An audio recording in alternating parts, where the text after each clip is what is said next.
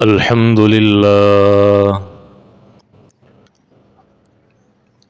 الحمد لله وكفى وسلام على عباده الذين اصطفى أما بعد فأعوذ بالله من الشيطان الرجيم بسم الله الرحمن الرحيم لقد من الله على المؤمنين إذ بعث فيهم رسولا صدق الله العظيم اللهم صل وسلم على سيدنا محمد النبي الأمي وعلى آله وسلم تسليما سبحان ربك رب العزة عما يصفون وسلام على المرسلين والحمد لله رب العالمین۔ میرے محترم دوستوں اور بزرگوں، اللہ رب العزت نے جناب رسول اللہ صلی اللہ علیہ وسلم کی ذات کو ایسا بنایا کہ دنیا کے اندر ہم دیکھتے ہیں کہ دنیا میں کوئی بڑے سے بڑا انسان، سیاسی یا مذہبی رہنما، اس کا تذکرہ اور اس کا ذکر شروع ہوتا ہے اس کی پیدائش سے اور ختم ہو جاتا ہے اس کی وفات پر، یعنی اس کے انتقال کے بعد جب اس کی سوانح اگر لکھی جائے گی تو اس کا ذکر کیا جائے گا اس کے میلاد سے اور اس کو ختم کیا جائے گا اس کے انتقال پر، کہ کون سی تاریخ کو کہاں کس وقت کس طرح پیدا ہوئے، پھر کہاں زندگی کے ایام گزارے، کدھر ادارے میں تعلیم حاصل کی، کس طرح وقت گزرا اور پھر کب دنیا سے رخصت ہو گئے اور زندگی میں کیا کیا کارنامے انجام دیے۔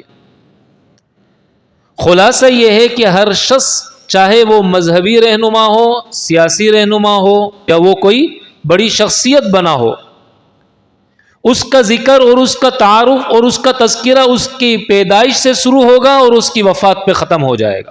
ایک ہستی کائنات کے اندر ایسی ہے، جناب رسول اللہ صلی اللہ علیہ وسلم کی ہستی، کہ آپ کا ذکر آپ کی پیدائش سے پہلے تھا اور آپ کا ذکر اور آپ کا تعارف آپ کی وفات کے بعد بھی جاری ہے۔ بہت سے لوگوں نے سمجھا کہ آپ کا تذکرہ آپ کے میلاد کے ساتھ خاص ہے، اس لیے وہ میلاد کے ثابت کرنے میں، میلاد کو منانے میں بہت زور لگانے کی کوشش کرتے ہیں۔ یوم ولادت، میلاد میلاد میلاد۔ اللہ کے نبی کا تذکرہ تو آپ علیہ الصلوۃ والسلام کے میلاد سے پہلے تھا۔ آدم علیہ الصلوۃ والسلام کے بارے میں آتا ہے نا، روتے رہے، اللہ سے دعا مانگتے رہے، اے اللہ مجھے معاف کر دے، ربنا ظلمنا انفسنا وان لم تغفر لنا وترحمنا لنکونن من الخاسرین۔ اللہ سے دعائیں مانگ رہے ہیں، اے اللہ مجھے معاف کر دے۔ ایک وقت آیا، ایک گھڑی آئی، انہوں نے کہا اے اللہ میں تجھے واسطہ اور وسیلہ دیتا ہوں تیرے پیغمبر اور تیرے نبی اور تیرے رسول محمد الرسول اللہ کا، کہ اس کے طفیل تو مجھے معاف فرما دے۔ زبان سے یہ بات نکلنی تھی۔ اللہ نے کہا آدم تمہیں کیسے پتا چلا، یہ کون ہے؟ کہ اللہ جب آپ نے مجھے بنایا اس وقت میں نے عرش کے پائے پہ لکھا ہوا دیکھا تھا، ایک طرف لا الہ الا اللہ لکھا ہوا تھا تو دوسری جانب محمد الرسول اللہ لکھا ہوا تھا۔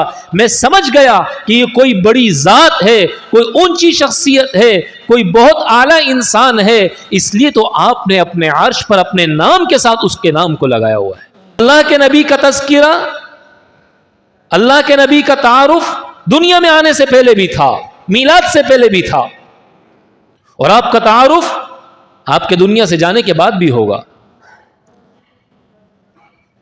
یہ قانون یہاں فٹ نہیں آتا۔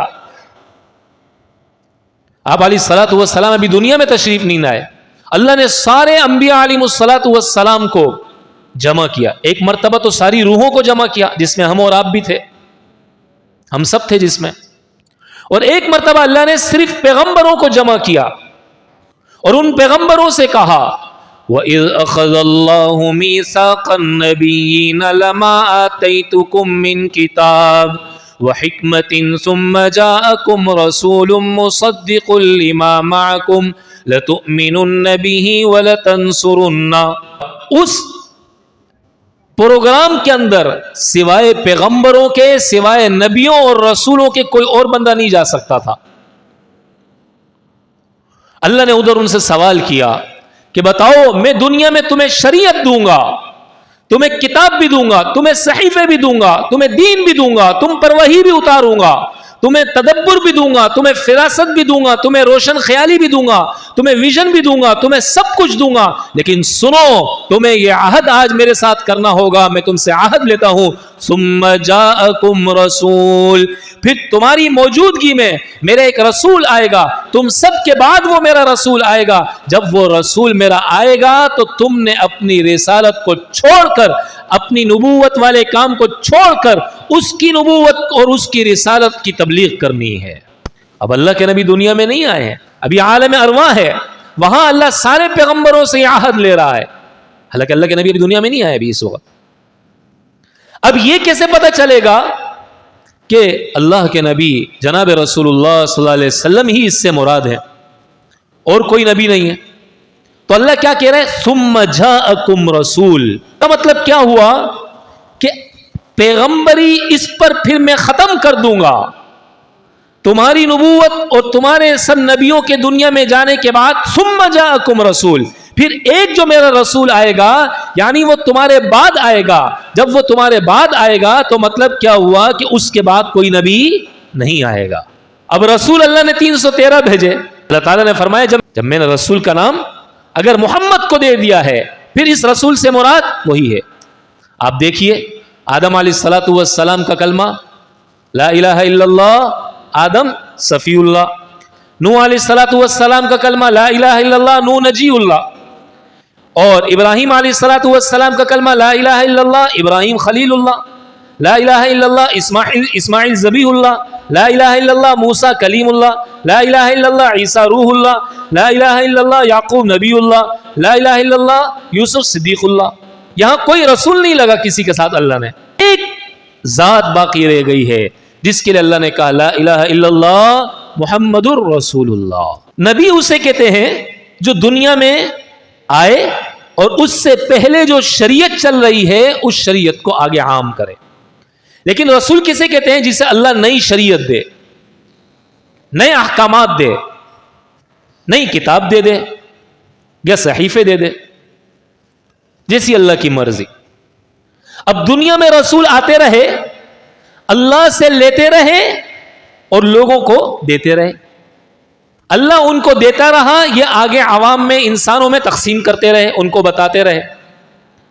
ابھی اللہ کا دینا بھی باقی تھا، اللہ سے لینا بھی باقی تھا اور آگے دینا بھی باقی تھا.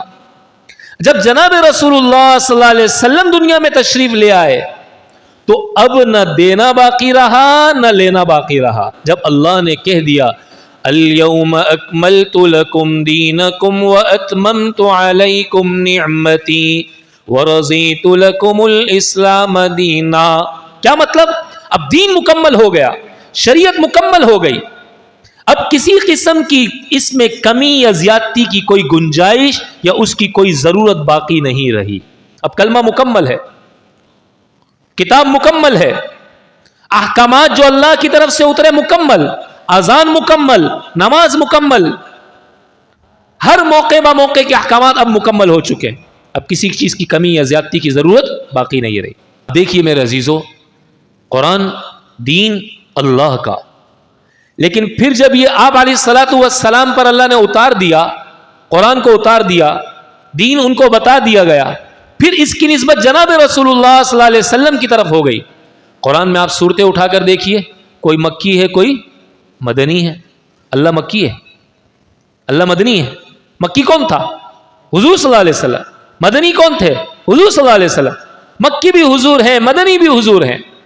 تو اب یہ جب حضور کے پاس آ گیا تو اب اس کی نسبت حضور کے ساتھ ہو گئی اور حضور نے حضرات صحابہ کرام رضوان اللہ تعالی علیہم اجمعین کو عطا کر دیا.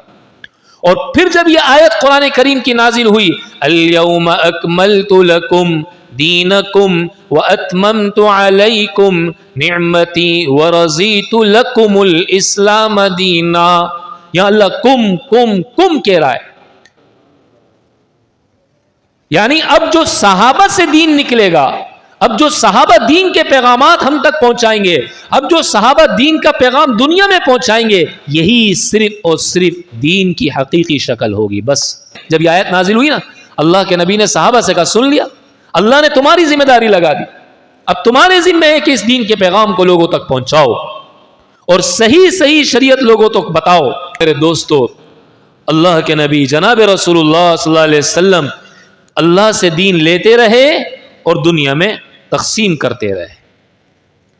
یہ تو بات ہو گئی عالم ارواح کی. جب عالم ارواح میں آپ کا تذکرہ تھا، جب آپ ماں کے پیٹ میں آئے، اس وقت بھی بڑی بڑی کرامتیں اللہ نے ظاہر فرمائی، بڑے بڑے معجزات ظاہر ہوئے. آپ کے آنے سے پہلے آپ کی آمد کی تیاری کا آغاز ہو گیا.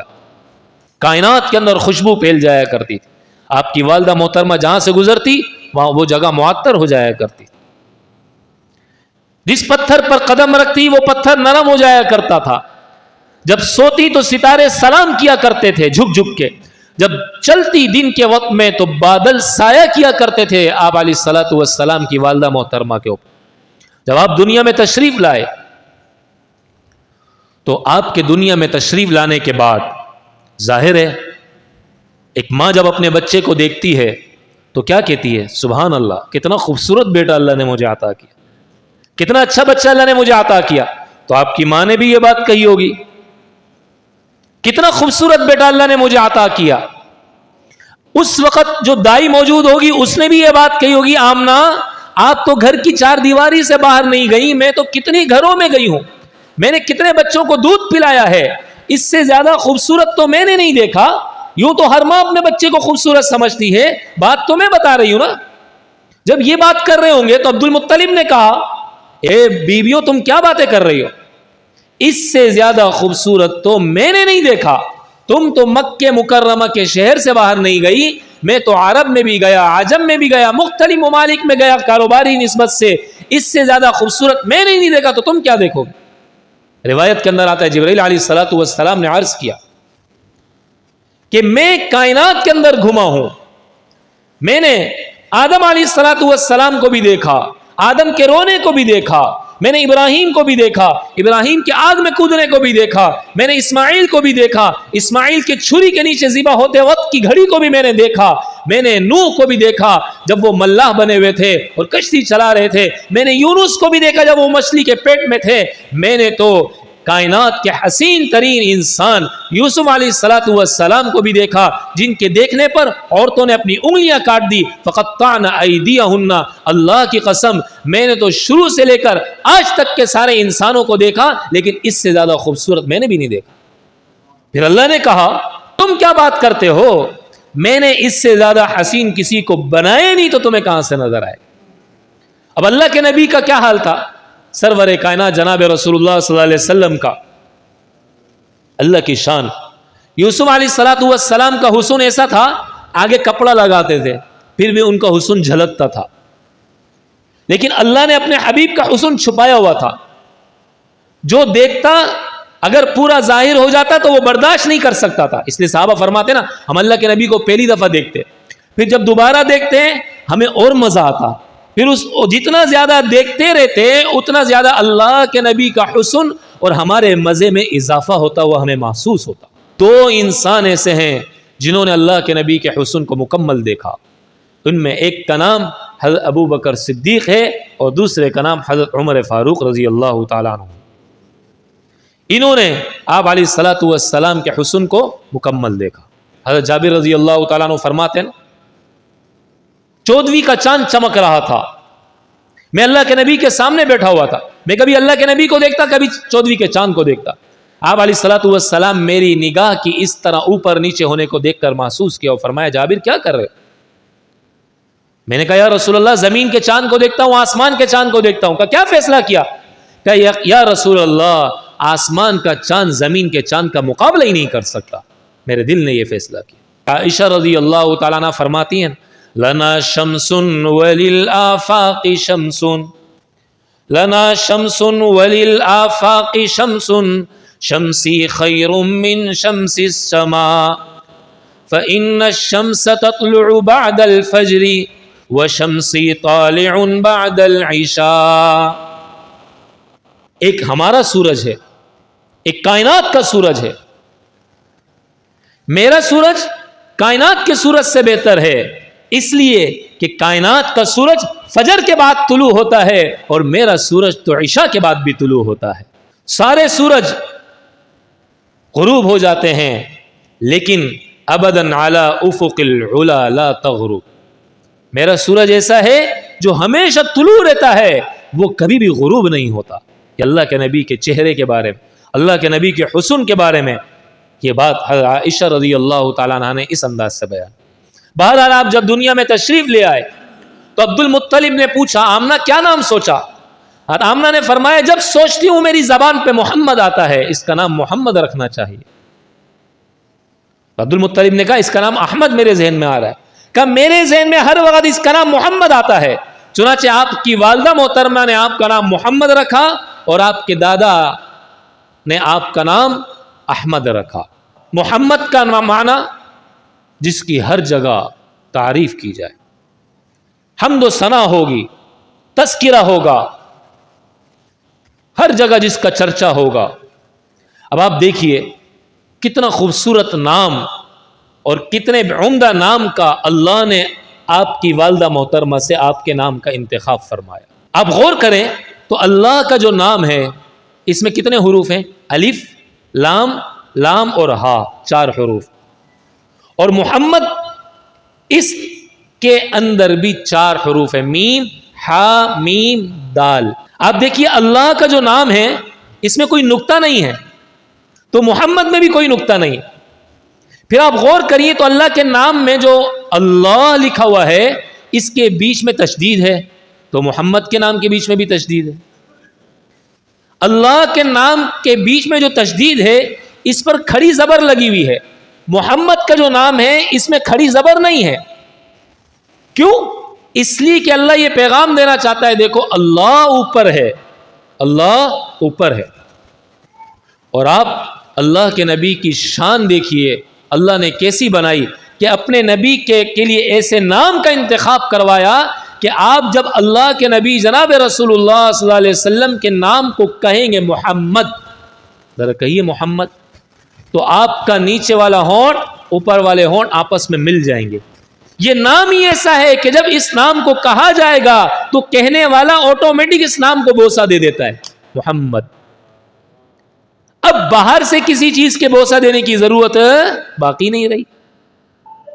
محمد کے نام کو لیتے ہی اس نام کا بوسہ ہو گیا.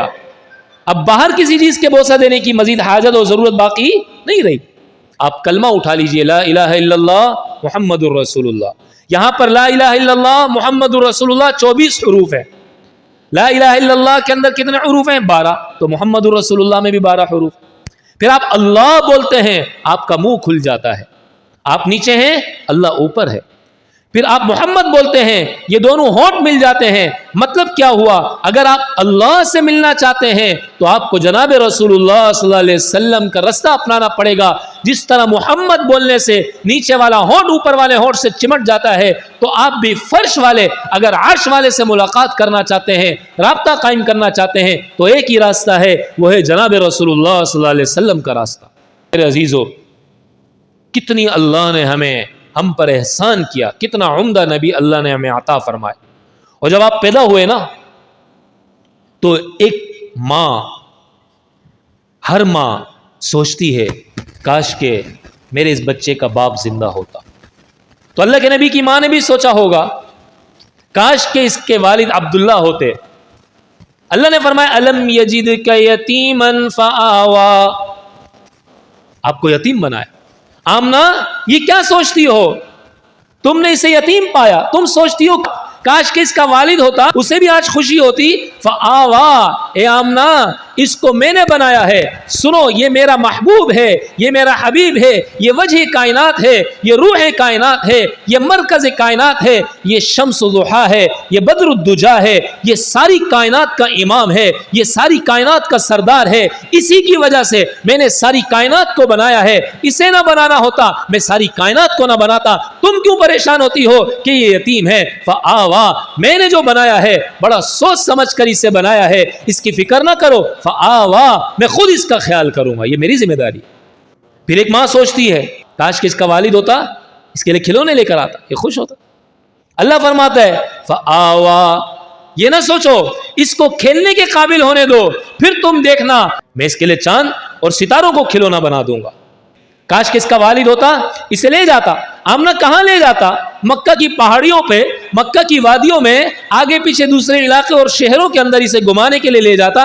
اسے چلنے کے تو قابل ہونے دے، پھر تو دیکھ میں خود اس کی انگلی پکڑ کر اسے معراج کی سیر کراؤں گا، اسے آسمانوں کی سیر کراؤں گا، اسے جنت کی سیر کراؤں گا، اسے ساری کائنات کی سیر کرا دوں گا. اسے چلنے کے تو قابل ہونے دے. میرے عزیزو، اللہ نے آپ کو اتنا بلند مقام عطا فرمایا اور ایسا بلند کیا اور ایسا بلند رتبہ عطا کیا کہ آپ اٹھتے تو آسمان کو عروج ملتا، آپ بیٹھتے تو زمین کو تسکین ملتی، آپ بولتے تو آپ کے منہ سے پھول جھڑکتے، پسینہ آتا تو گلشن مہکنے لگتا، آپ مسکراتے تو ستارے چمکنے لگتے، آپ اگر سر اٹھا کر بولتے تو قرآن بنتا، سر جھکا کر بولتے تو حدیث بنتی، قدم اٹھاتے سنت بنتی، قدم رکھتے جنت بنتی. آپ نے جسے محبت سے دیکھا وہ صحابی بن گیا، جسے اللہ سے مانگا وہ فاروق بن گیا، اور آپ نے جس سے نکاح کیا وہ امہات المومنین بن گئی، اور آپ کے یہاں جو پیدا ہوا وہ خاتون جنت بن گئی، اور آپ نے جسے بوسہ دیا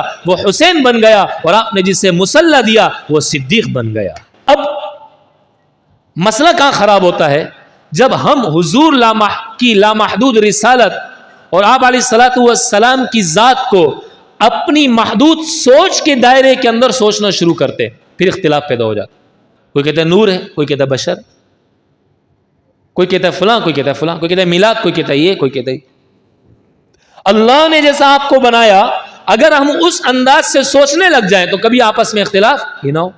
اب دیکھیے میرے عزیزو، کسی نبی کا کبھی دوسرے نبی سے تقابل نہیں کرنا چاہیے، لیکن قرآن کہتا ہے تِلْكَ الرُّسُلُ فَضَّلْنَا بَعْضَهُمْ عَلَى بَعْضٍ، اللہ نے بعض پیغمبروں کو بعضوں پہ فضیلت دی ہے. اس لیے میں آپ سے عرض کرتا ہوں، موسیٰ علیہ السلام اللہ کے بڑے جلیل القدر نبی تھے. موسیٰ علیہ السلام جا رہے ہیں، اللہ نے پوچھا موسیٰ جاؤ، آگے بڑھے. موسیٰ علیہ السلام ہاتھ میں کیا ہے؟ عصا ہے. اللہ نے فرمایا ان اضرب بعصاک البحر، اے موسیٰ اس عصا کو سمندر میں مار.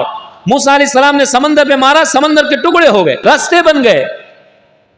اور پھر آپ علیہ السلام کو دیکھیے، اللہ کے نبی بیٹھے ہوئے ہیں، آپ نے اشارہ کیا چاند کی طرف تو چاند کے بھی ٹکڑے ہو گئے. غور کریے، موسیٰ کا عصا سمندر کو لگا، سمندر تک موسیٰ علیہ السلام کا عصا پہنچا تو سمندر کے ٹکڑے ہوئے. میرے نبی کی انگلی چاند تک پہنچی نہیں، پھر بھی چاند کے ٹکڑے ہو گئے. پتہ کیا چلا کہ موسیٰ کی رسالت، موسیٰ کا دین وہاں تک پہنچے گا جہاں تک موسیٰ پہنچے گا. میرے نبی کی رسالت، میرے نبی کی نبوت، میرے نبی کا دین، میرے نبی کی شریعت، میرے نبی کے لائے ہوئے احکامات وہاں تک بھی پہنچیں گے جہاں تک میرا نبی نہیں پہنچ سکتا. یہ اللہ کا نظام ہے. اتنا بلند و بالا اور اتنا اعلیٰ اللہ نے ہمیں نبی عطا فرمایا. ہم کہتے ہیں نور ہے، نور ہم کیسے کہہ سکتے ہیں؟ نور کیسے کہتے ہیں؟ سورج کو بھی نور کہتے ہیں، یوں تو یہ لائٹ کو بھی نور کہتے ہیں، چمکتی چیز کو نور کہتے ہیں، آنکھ کی روشنائی کو بھی نور کہتے ہیں، جنت کو بھی نور کہتے ہیں. اللہ کا نبی وہ نور ہے کہ نہ وہ سورج میں ہے، نہ وہ چاند میں ہے، نہ وہ ستاروں میں ہے، نہ وہ لائٹ میں ہے، نہ وہ کائنات کے اندر کسی اور چیز کے اندر ہے، نہ جنت میں ہے، کہیں پہ بھی وہ نور نہیں ہے جو جناب رسول اللہ صلی اللہ علیہ وسلم کے اندر ہے. آپ علیہ السلام ایک مرتبہ عشاء کی نماز پڑھ رہے تھے، عشاء کی نماز سے فارغ ہوئے، پھر اللہ کے نبی اپنے معمولات میں لگ گئے. دو صحابی بیٹھے ہیں، سارے صحابہ چلے گئے، باتیں کر رہے. کچھ وقت کے بعد ان دونوں نے سوچا ہم بھی چلتے ہیں، تو دروازے تک گئے، واپس آ گئے. اللہ کے نبی فارغ ہوئے، کہا جاتے نہیں؟ کہ یا رسول اللہ باہر اتنا اندھیرا ہے، ہم نے جانے کو سوچا تو ہم واپس آگے جا نہیں سکے، ہاتھ سے ہاتھ دکھائی نہیں دے رہا۔ اللہ کے نبی نے کہا تمہارے پاس لاٹھی ہے، چھڑی ہے؟ اس زمانے میں ہر ایک یہ لاٹھی چھڑی رکھا کرتا تھا، آج بھی دستور ہے دیہاتوں کے اندر۔ انہوں نے کہا جی ہے یا رسول اللہ۔ آپ علیہ الصلوۃ والسلام نے کہا مجھے لاؤ، دکھاؤ۔ اللہ کے نبی کو جب انہوں نے دی تو آپ علیہ الصلوۃ والسلام نے اس لاٹھی کو کی طرف اپنی انگلی مبارک رکھ دی، اس کو چھو دیا، اس کو ٹچ کر دیا، چنانچہ وہ ایک طرف سے روشن ہو گئی۔ اب وہ روشنی ایسی تھی جیسے آپ کے پاس موبائل فون کے اندر ٹارچ لائٹ ہوتی ہے نا، یہ لو بھائی جلا لو، چاہو اندھیرا ہے کوئی مسئلہ نہیں، آپ چلے جاؤ۔ اب وہ اس لاٹھی کی روشنی سے جا رہے ہیں۔ اب ایک جگہ آ گئی کہ جہاں دونوں نے الگ الگ ہونا تھا۔ اب انہوں نے کہا اس لاٹھی کو کون لے کے جائے گا؟ اب جس کے پاس لاٹھی تھی اس کے ذہن میں بات آئی، جس کی لاٹھی تھی اس کے ذہن میں بات آئی، اس نے کہا تمہارے پاس بھی تو لاٹھی ہے، مجھے دے دو۔ اس نے اس کو لاٹھی دی۔ انہوں نے کہا بھائی یہ کسی سائنسدان کی بنائی ہوئی روشنی تو نہیں ہے، یہ کسی انسان کی عام انسان کی بنائی ہوئی تو یہ روشنی نہیں ہے، یہ تو سرور کائنات جناب رسول اللہ صلی اللہ علیہ وسلم کا معجزہ ہے، تم اپنی لاٹھی کو میری لاٹھی کے ساتھ لگاؤ۔ جیسے ہی اس نے لگایا اس کی لاٹھی بھی روشن ہو گئی، چنانچہ وہ بھی روشنی لے کے چلا گیا، اور وہ بھی روشنی لے کے چلا گیا۔ تو اللہ نے تو آپ کو ایسا نورانی بنایا، آدم سے لے کر عیسیٰ تک، پھر عیسیٰ سے عیسیٰ تک، ایسا کوئی بشر دنیا میں نہیں آئے گا جیسا بشر اللہ نے جناب رسول اللہ صلی اللہ علیہ وسلم کو بنایا۔ جس نے اپنی نسبت آپ سے قائم کی، اللہ نے اسے کہاں سے کہاں پہنچا۔ ابو بکر آپ سے لگے صدیق بن گئے، عمر آپ سے لگے فاروق بن گئے، عثمان آپ سے لگے ذوالنورین بن گئے، علی آپ سے لگے حیدر بن گئے، اور اسی طریقے سے میرے عزیزوں میرے دوستوں ابی بن کعب آپ سے لگے قاری القرآن بن گئے، عبداللہ بن مسعود آپ سے لگے تو فقیر امت بن گئے، عبداللہ بن عباس آپ سے لگے تو مفسر قرآن بن گئے، حنظلہ آپ سے لگے غسیل الملائکہ بن گئے، معاویہ آپ سے لگے کاتب وحی بن گئے، اور ابو ہریرہ آپ سے لگے تو کاتب حدیث بن گئے، حمزہ آپ سے لگے تو اللہ نے سید الشہداء آپ کو بنا دیا، بلال آپ سے لگے تو کعبہ پر چڑھ گئے۔ جو آج بھی اپنی نسبت اللہ کے نبی کے ساتھ قائم کرے گا نا، اللہ اسے کہاں سے کہاں پہنچا دے۔